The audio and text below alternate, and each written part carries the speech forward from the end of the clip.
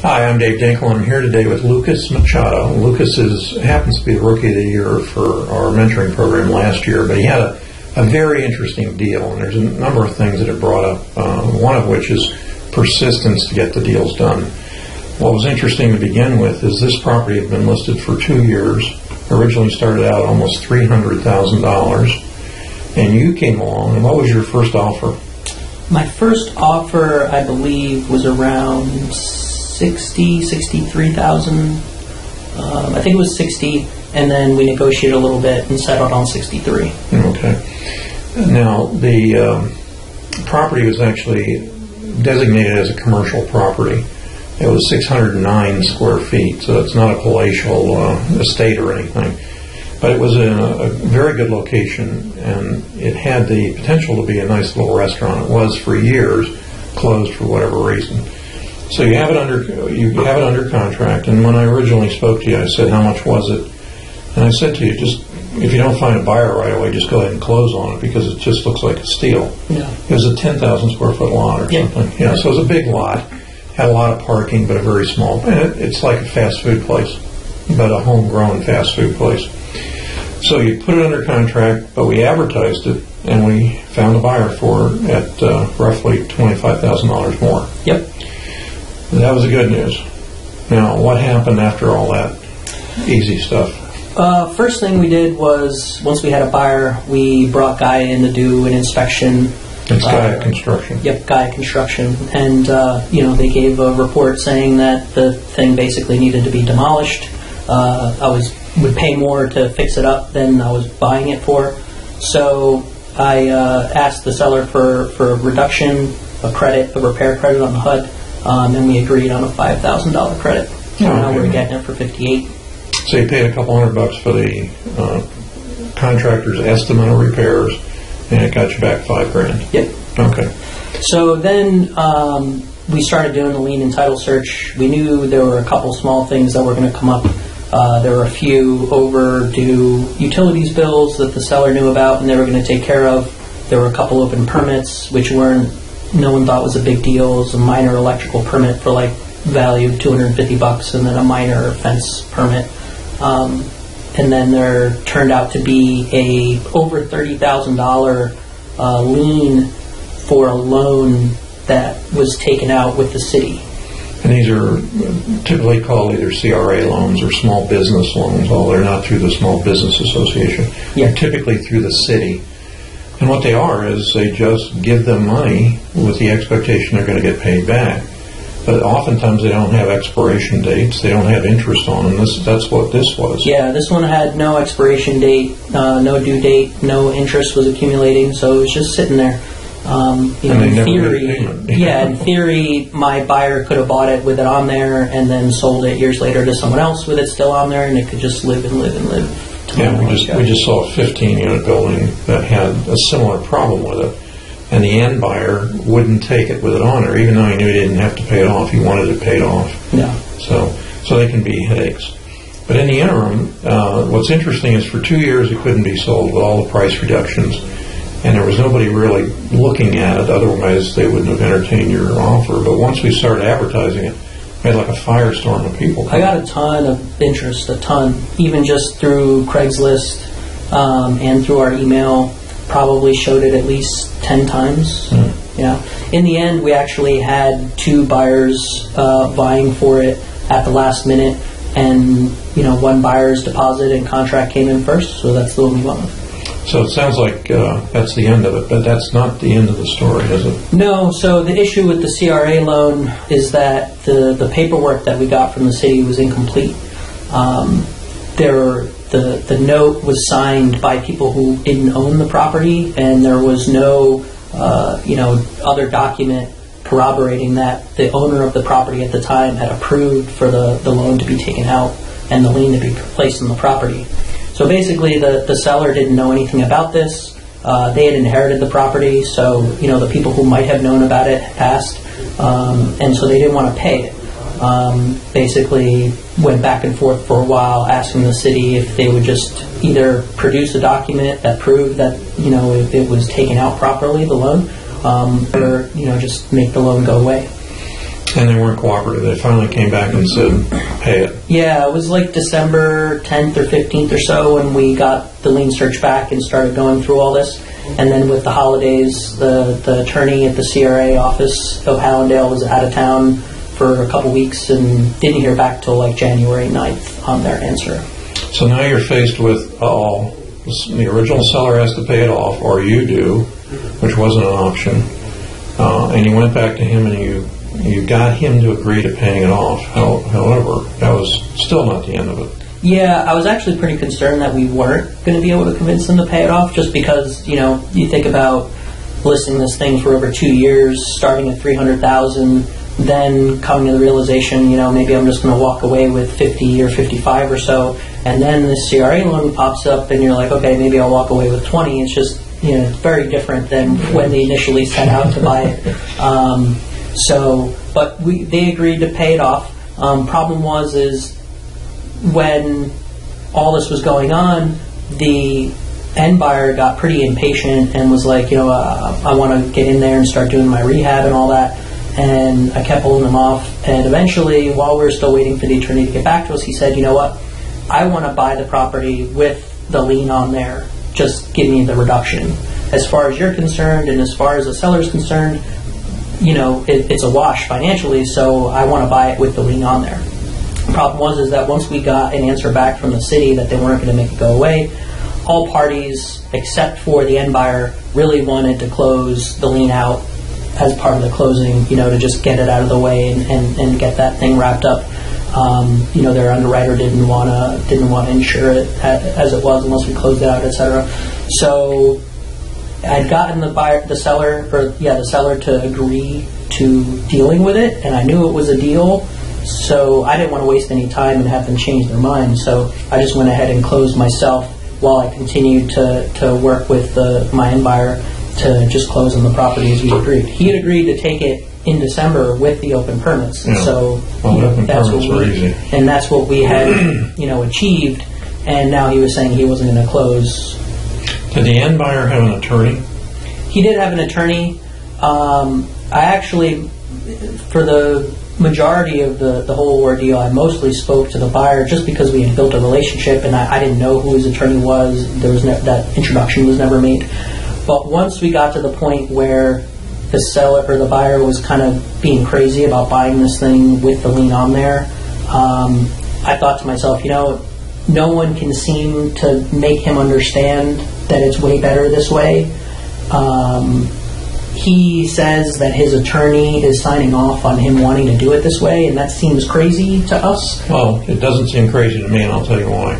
The attorney's really rather shrewd. He understands that if the end buyer got a reduction of, let's say, $30,000 to make it easy, he would never have to pay the $30,000 back. He can go for a quiet title action because it's been on the property for more than 5 years with no anything happening, no pre-foreclosure, no foreclosure, and it'll get wiped off. So the attorney wasn't stupid, and he knew what he was doing. Right. But in the traditional role of things, the title company wanted to give a clear and marketable title with the exception of the liens. So their attitude was pay it off so no one comes back. But yeah. I would have tried to do the same thing, frankly. Right. And just stayed in the place forever. Well, I eventually talked to the attorney and tried to see if, she and I could get on the same page, and then she could talk her client into doing it. But she couldn't. She was pretty much on the same page as him. If they had explained as eloquently as you did, I would have understood. I don't know that they were savvy enough to that was their ploy, because it never came up, right? Yeah, but it's a good, viable ploy. It really is. And sometimes you see these, and don't be afraid of them. Always get legal advice on them, but they're a real opportunity. So anyway, at that point, somewhere along the line, the end buyer said, no more, I'm not doing it, right? Yeah, he just kept insisting that he wasn't going to do it, and I was like, how long are we going to wait? Okay, so now we start looking at, he's defaulted, breached the contract, so we're going to get his escrow deposit, which was $10,000. Yep. Who held that escrow deposit? Independent title. Okay. So, the reason I mention that is that this thing with getting the escrow deposits rears its ugly head every once in a while.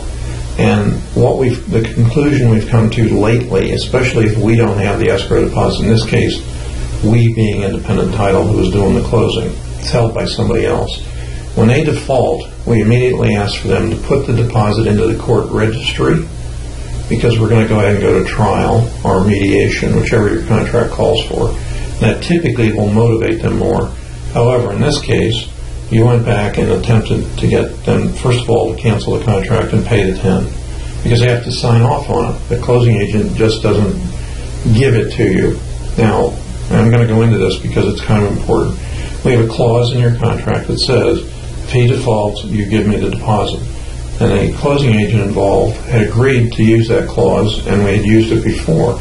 In this case, he decided you have to both sign off, which means nobody's going to sign off, so you don't get anything. Yeah, I think just because it was kind of a tricky situation, because, through the process taking so long, at one point I tried to get my buyer to extend the contract, and he didn't.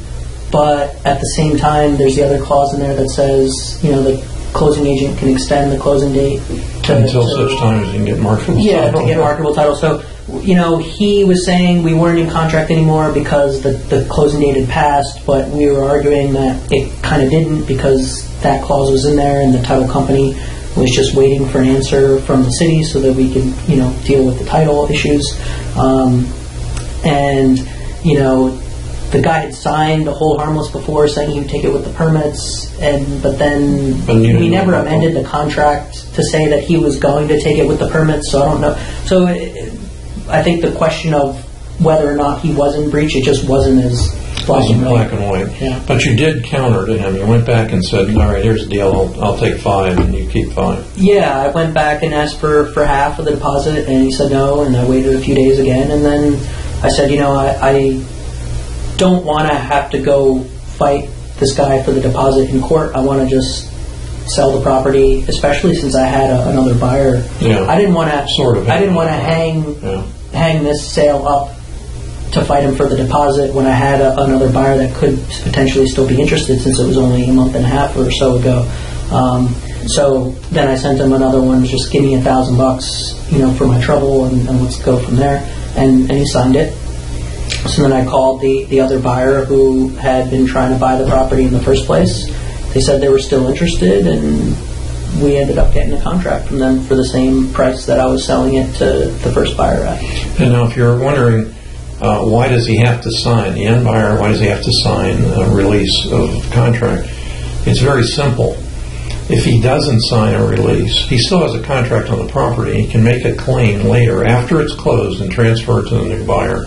He can come back and say, I had a valid contract, and it can cost you attorney's fees to prove that you're right. So that's a very valid situation. A lot of closing agents won't close unless they have that cancellation of contract. Sometimes what we've done, because we can't get the cancellation of contracts, we've moved to another closing agent, kind of started the process over and closed it. But that specter is always out there that something could happen and you could come back. Now, you found a new buyer. Now, this guy had offered you originally $5,000 more than the first guy. Yeah, when he learned that he wasn't going to get it because the other guy had submitted a contract and a deposit first, he offered to give me $5,000 more than the buyer that I had for it. And you couldn't do it, I just didn't feel right doing it. The initial buyer had gone through a lot of work to put the money together. He was moving from another state to open the family business. Yeah, and he was one of the first people to look at the property. I really never believed that he was going to buy it. I just didn't think that he could make all the moving parts happen to get the money he needed to close it, because he didn't have even enough $10,000 to put a deposit on it when I first spoke to him. So in a matter of a month or so, he put together, $80,000 to buy the thing, and so I felt like I needed to give it to him. Okay, great. So the new buyer came in, and he was well aware of what the city lien was this year. Yeah, I mean, at this point, this closing was much easier, right? Because I had all the title work back from the other title company. I sent him the title work that I had done previously. I explained to him, what was still valid and what was closed out. Showed him and the title company proof that it was all closed out, because it all hadn't propagated through the county records and stuff yet. He went to the property once with his contractor to take a second look at the property. They went to the city just to confirm, what I was saying about the permits. And then, so it was like a day or 2 days, then he signed a contract, submitted the deposit, and then we moved to close. Okay. And the purchase price that you got it for and the sale price was slightly less than $20,000, but you got another discount from the seller, so it actually turned out to be $23,000 or something. Yeah. Okay. And then plus the $1,000 deposit, which really the $1,000 deposit only covered the taxes and insurance that I had to pay for the month and a half that I held it. Yeah. So one of the reasons I'm interviewing Lucas for this, I called him Lewis one time, that's why, forgive me, is because a lot of people think, well, why didn't they just sign the contract? I mean, my guru from Salt Lake City said, just do an assignment of contract, you never have to go through this. Well, not everything can be assigned. A lot of stuff can't be. And when you have things like this with attachments to it, judgments, liens, code violations, so on and so forth, you can assign it, but the end buyer really has to know about these things beforehand. And whenever you assign something, both the original seller and the end buyer are going to know exactly what you paid. So in a case like this, where it's over $20,000 in profits, the end buyer will think you've gotten paid too much for it, and the seller is going to say you took advantage of me, and likely won't close. So in this case, you did a double closing, but extended. Closed on it yourself. Yeah, I mean, it was over like 30%, of what I was paying for it, so it was too much of a spread to assign it. In closing, would you like to say something to possible new students or people thinking about real estate investing? Don't think, just do. Thinking about it isn't gonna give you many results. Before I came on, I think I probably spent a lot of time thinking, a lot of time doing too, but spent way too much time thinking about the best way to do. And really, the best way to do is to just do. Like Dave says all the time, it doesn't really matter. It doesn't matter what your offer price is. It doesn't matter if you don't understand the contract templates. Just make the offers. You'll learn by going through the motions. And it's an interesting learning curve, isn't it? Yeah, it is. And it really depends on the person and the situation, how steep it is. Smart people can have a really, really, really hard time, and people who are less so or just less analytical can have a much easier time. You just got to do it and find your own way of working it. And a lot of it comes down to just talking to people, ultimately. I mean, really, all that you have to do is talk to agents about their listings and make offers on them. And what other listings they may have that they don't show you or that they can't sell. Yeah. Okay. All right. Lucas. Thank you. A.K.A. Lewis.